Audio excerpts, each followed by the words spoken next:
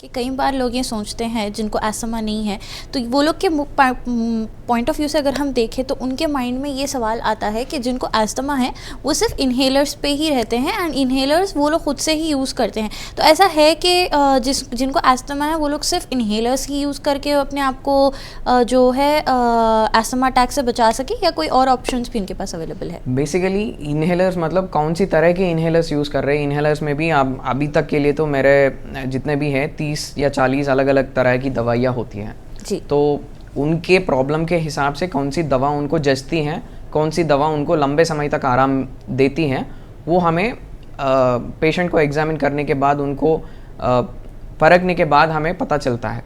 तो ब्लाइंडली एक ही इन्हेलर हर बार यूज़ करना भी अस्थमा ट्रीटमेंट के लिए बहुत हानिकारक होती है।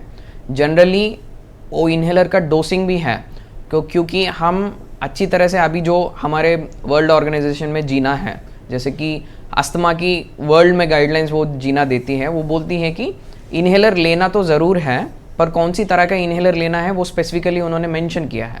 और अगर सिम्टम्स नहीं भी हो तो कम से कम एक बार एक पफ इन्हेलर तो लेना ही लेना है, जिससे आपको अस्थमा से बहुत कंट्रोल मिलेगा और वो बार बार एक्साजिब्रेट नहीं होगा, मतलब बार बार बढ़ेगा नहीं जी। तो उनको ब्लाइंडली एक ही इन्हेलर एक ही समय बहुत समय से यूज़ करना भी गलत है।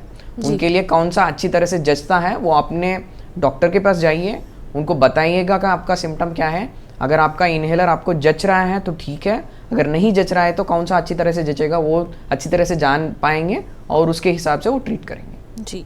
अब यहाँ पे अगर हम फॉलोअप्स की बात करें तो जब एक पेशेंट का ट्रीटमेंट स्टार्ट होता है तो ट्रीटमेंट के दौरान कौन से ऐसे फॉलोअप्स जो है वो मैंडेटरी एक पेशेंट को फॉलो करना है एंड उसको इग्नोर नहीं करना है, ना नेग्लेक्ट करना है?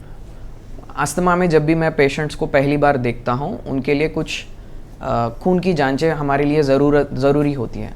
वो क्योंकि दवा लेने के बाद बहुत सारे चीज़ें क्या है कि बदलाव हो सकती है, तो वैसी वाली जो फॉलोअप में हम मांगते हैं, मतलब पहले ही आप आए हैं और आपकी कुछ जांचें हमने लिखी है वो ज़रूरी है, तो वो लाना और दिखाना ज़रूरी है। वैसी वाली चीज़ें आपको इग्नोर नहीं करना है, क्योंकि वो जानने के बाद उसे देखने के बाद अगर मुझे लगेगा कि ये वाली बीमारी कुछ अलग तरह से जा रही है तो मैं अलग तरह से दवा लिख पाऊंगा। तो अगर आप पहले ही आप आए हैं और पहले ही आपके सिम्टम के हिसाब से मैंने जो दवा लिखी है उससे आपको थोड़ा सा भी राहत मिल गया जी, तो आप वही लेते रहेंगे।